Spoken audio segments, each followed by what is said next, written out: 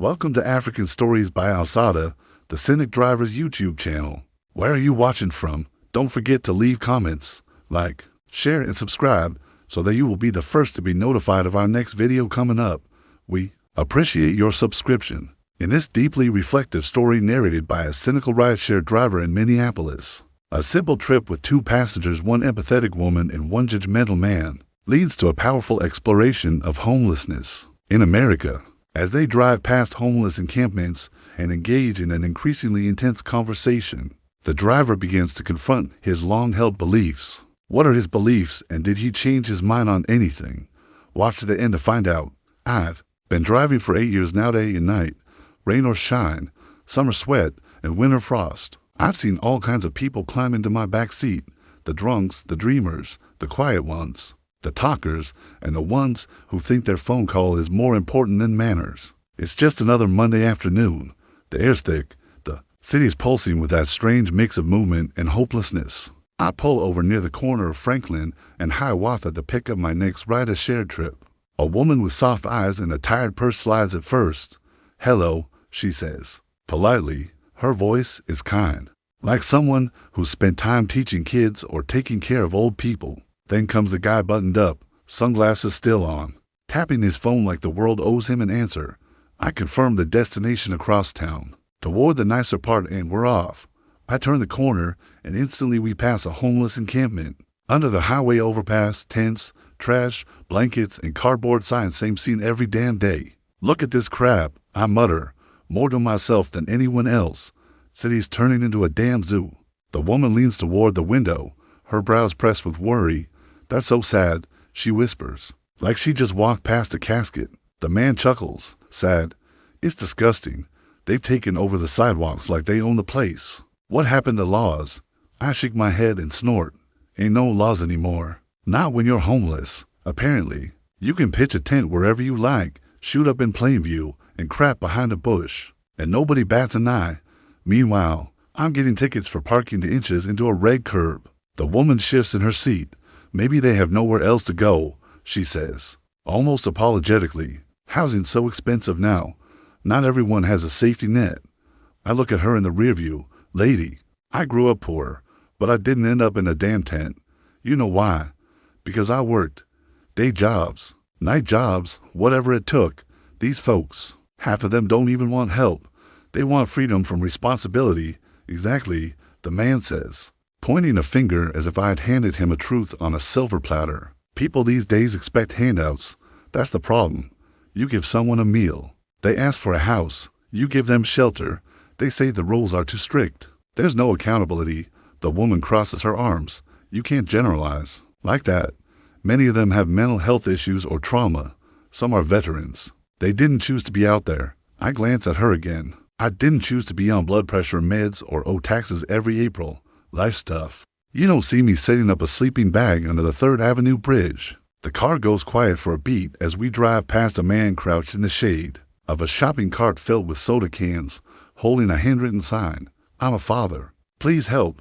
The woman blinks fast. "What if that was your brother?" she asks gently. The man in the back snorts. "Then my brother failed somewhere." I can't help but sigh. I'm not saying I got all the answers, but I sure as hell know enabling isn't one of them. The government builds shelters. They complain. Give them food. They sell it for drugs. Build low-income housing. And next thing you know, the whole block goes to hell. The woman shakes her head. "That's not always true. Some people just need a hand up, not a handout." I grip the wheel a little tighter. "You ever seen a sober guy willingly choose the sidewalk over a bed?" "Yes," she says softly. "But not because he's lazy, because shelters sometimes get violent, or they've been abused there. It's not as black and white as you think." The guy in the back snickers, right? "And I suppose the guy peeing on a fire hydrant last week is a misunderstood poet." I catch his smirk in the rearview. "What's your solution then?" I ask. "You think we should just keep throwing money at the problem and hope they disappear?" The woman speaks up again, more firmly this time. "No, I don't think money alone solves it, but I do think we need to address the root.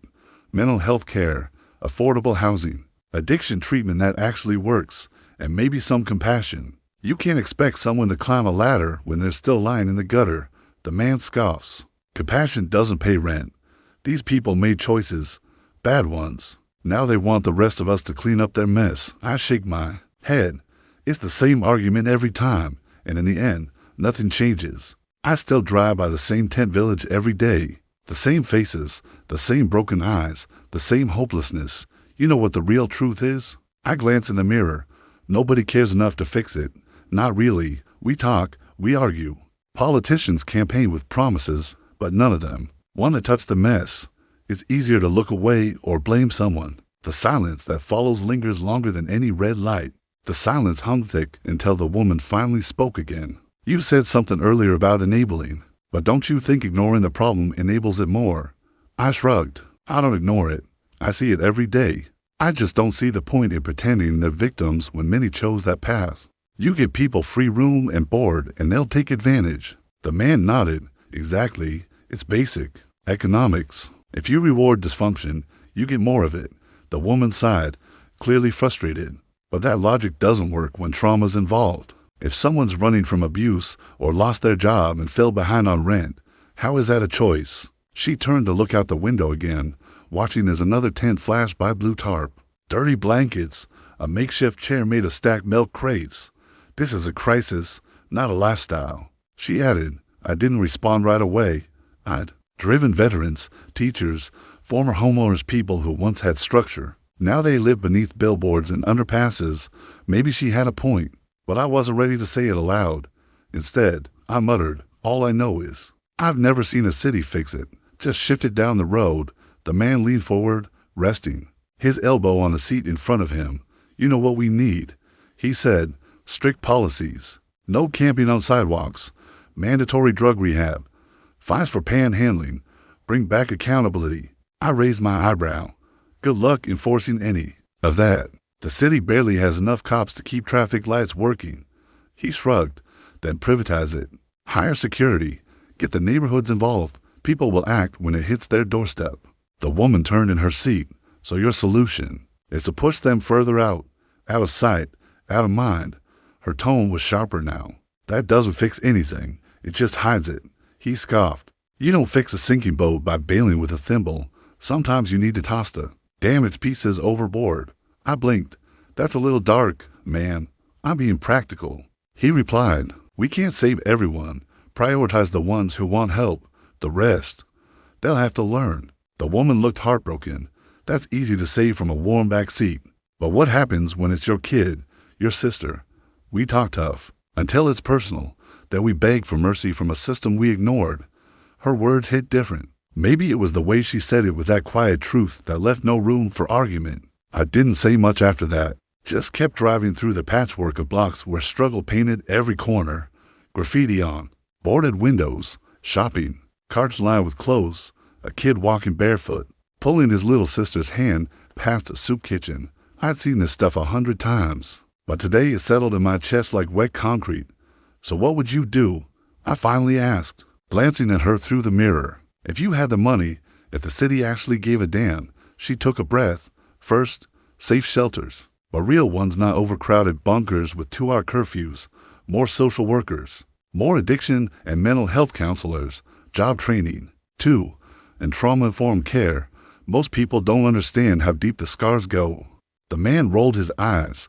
And where's this magic funding coming from?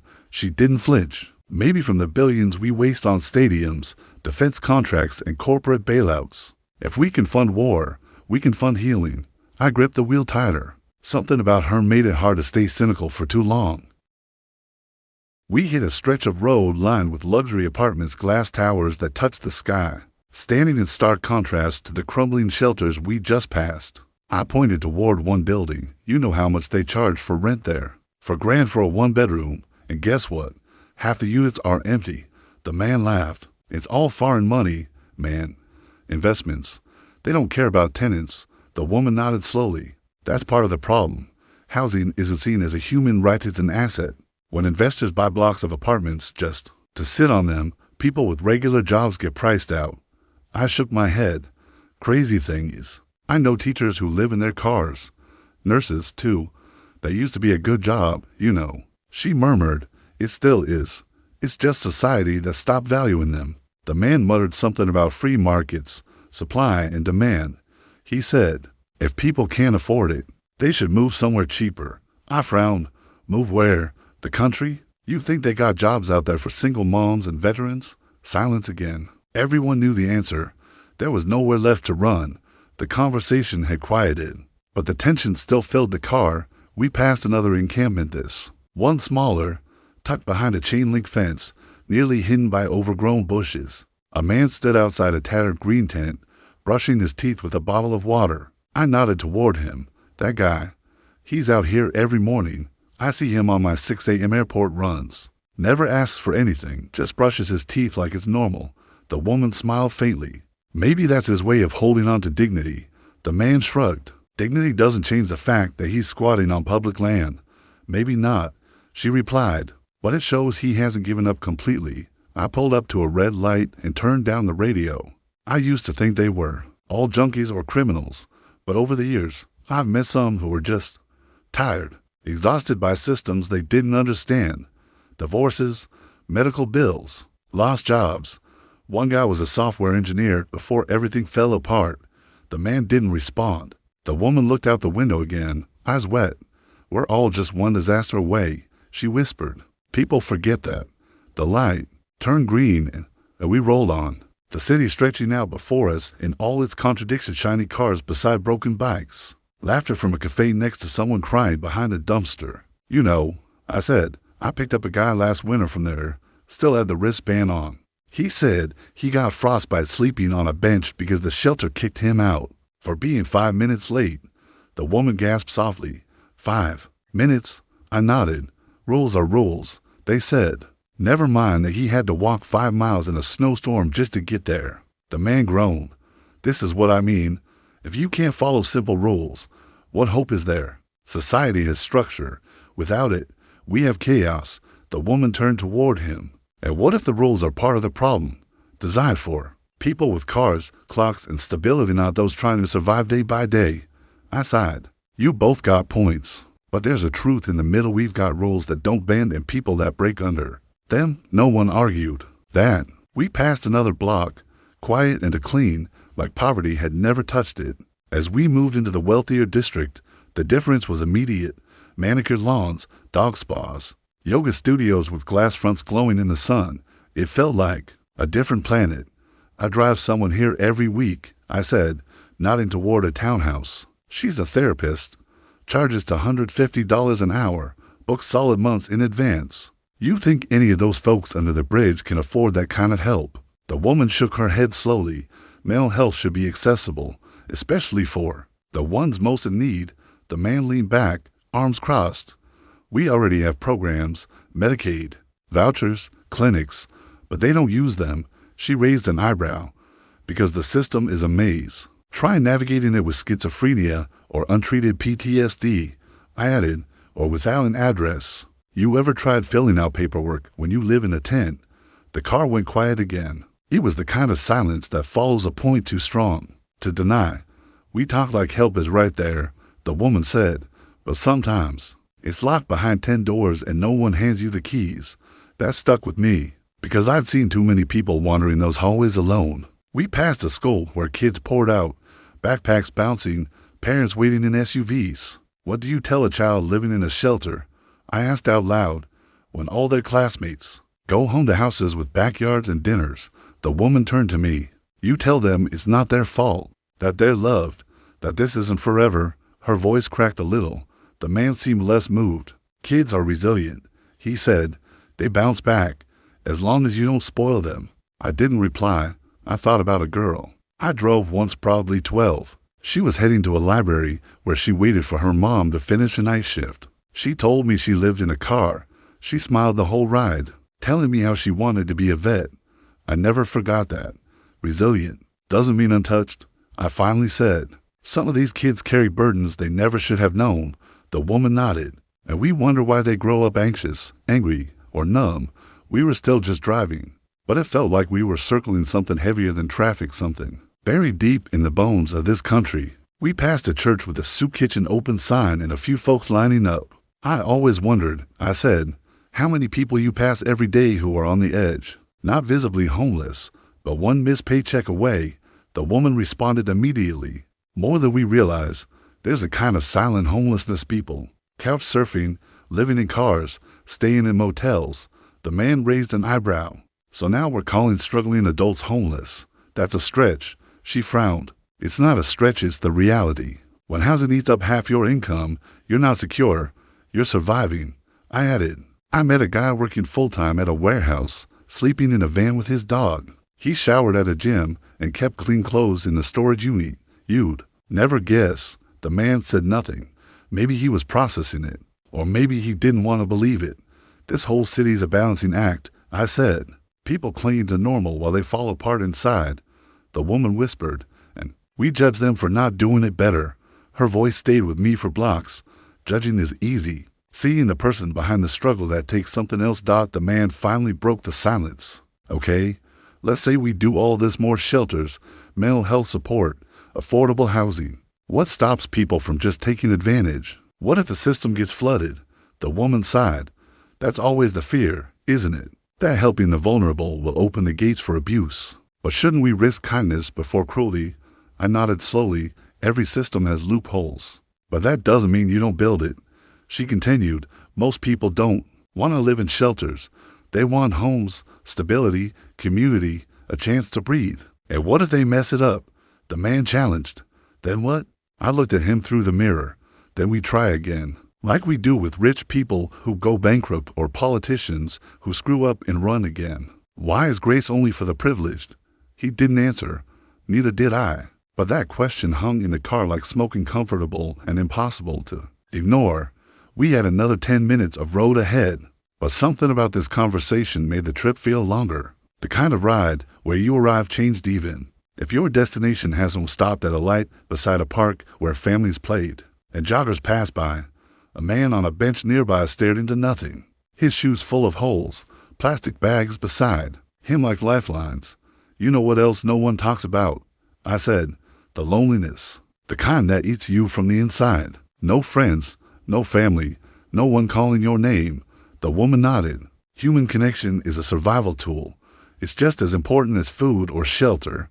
The man added. Well, maybe if they weren't so strung out, people would want to be around them. She looked at him sharply. Addiction isn't a personality trait, it's a disease. You wouldn't abandon someone with cancer, would you? He rolled his eyes. Here we go with the bleeding heart logic. I kept my mouth shut. I'd driven people to detox. I'd picked them up after relapse. I'd seen the same pain in their eyes that I'd seen in my brother's before he died from fentanyl. This wasn't theory for me. It was personal. Sometimes people don't need a sermon. I finally said. They need someone to sit beside them, even when they smell, even when they fall again. The road opened into a busy commercial strip, big box stores, fast food joints, neon signs that glowed like promises they couldn't keep. You know, what's wild? I said. We throw away food every day. Grocery stores dump carts of it. But someone that blocks away is digging through a dumpster. The woman responded. Because it's not about scarcity.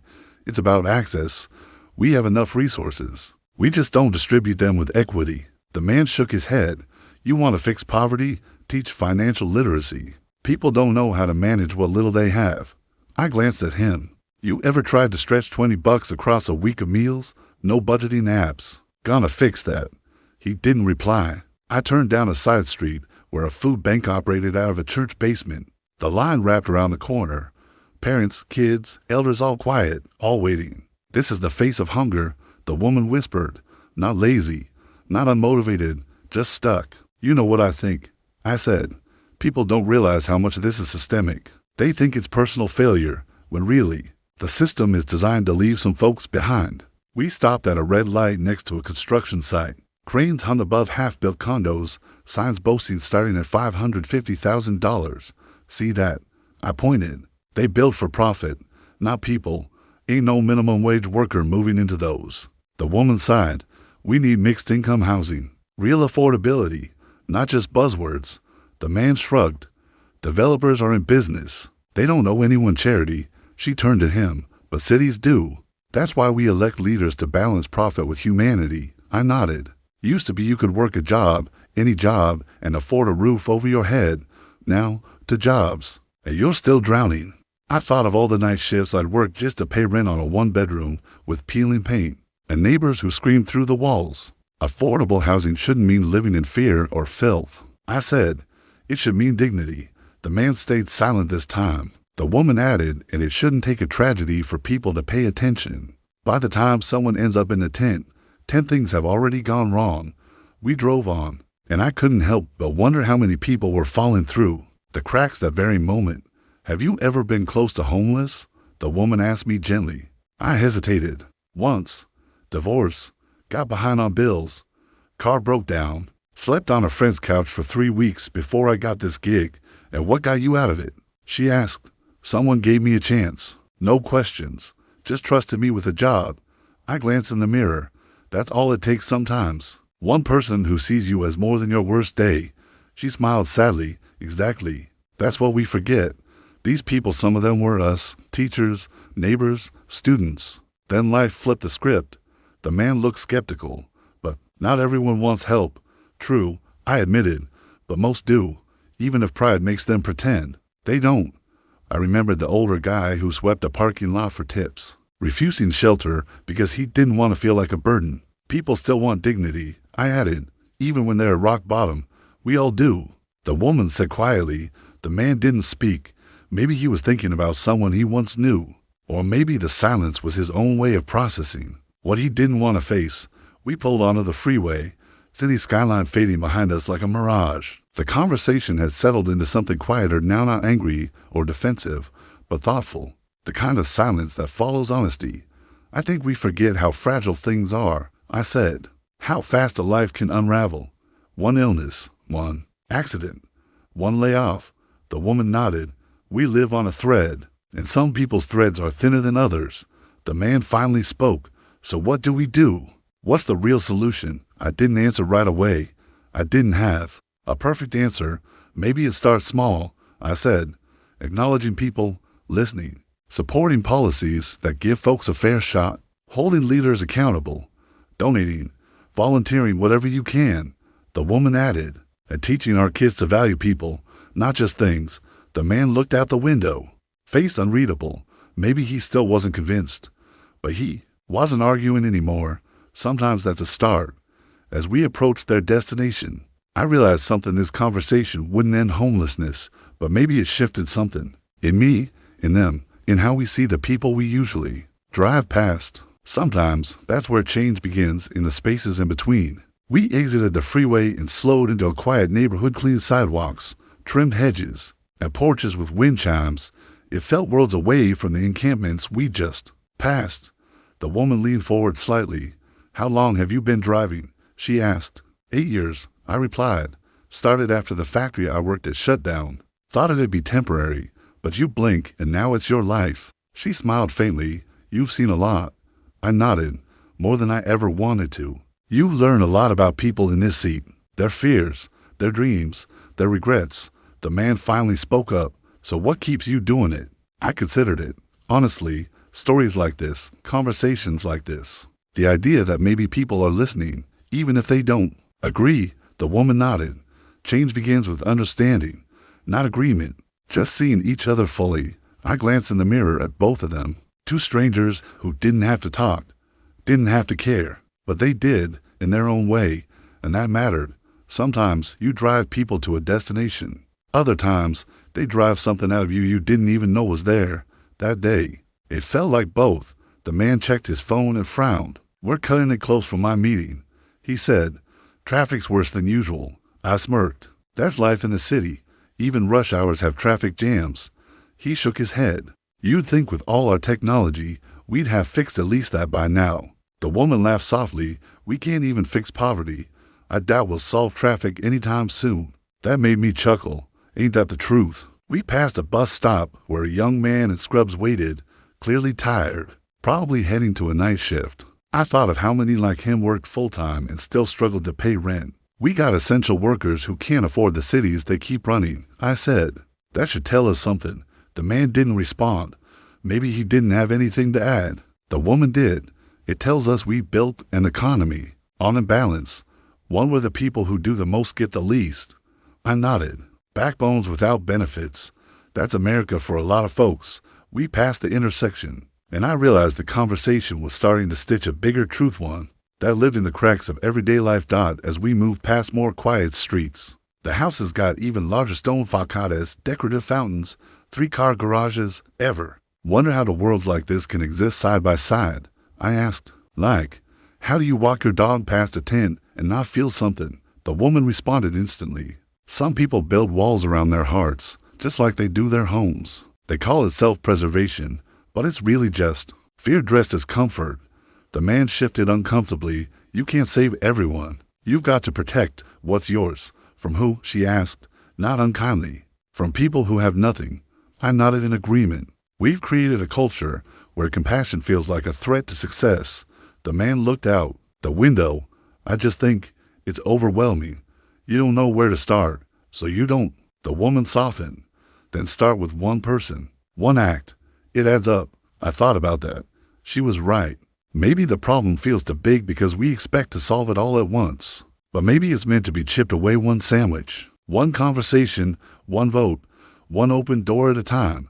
And maybe driving these two was my one act. Today, we were almost at the destination. The silence that filled the car now was different. It wasn't awkward or dismissive. It was reflective, like we'd all been cracked open just a little. You know, I said, I never thought much about this stuff when I started driving. I just wanted to make rent. But after all these rides, it changes you. The woman smiled softly. That's what exposure does. It shatters stereotypes. It replaces them with names, stories, and faces. I nodded. The media tells you is to fear the homeless, the addicts, the poor. But when you actually meet them, most are just tired, hurt, trying. The man finally spoke, quieter than before. I guess I didn't really see it until today. The woman turned to him. That's okay. You see it now. I pulled up to the drop-off point, a tall glass building with polished floors and marble pillars. The kind of place that felt sterile and untouched by struggle. They both stepped out, and for a moment, we stood there, 3 people who might never cross paths again, but had shared something rare. Honesty, and in this world, that counts for something. As I watched them walk into the building, something in me shifted. I picked up the passengers, but somewhere along the route, I dropped off a little bit of my cynicism too. Not all of it. I'm still skeptical, still grounded in the grind of everyday survival. But there's something about hearing others care that reminds you not to give up on caring yourself. I pulled back into traffic, the city swallowing me whole. Again, another ride pinged in different names, different stories. I accepted and turned toward the new address. But this time, I looked around more. Not just to watch for reckless drivers or speed traps, but to really see the people on the corners. The man pushing a stroller filled with cans, the teen sitting alone near the bus stop. I didn't know their names or their stories, but I knew they mattered. I wasn't sure how to fix the system. Hell, I wasn't even sure if it could be fixed.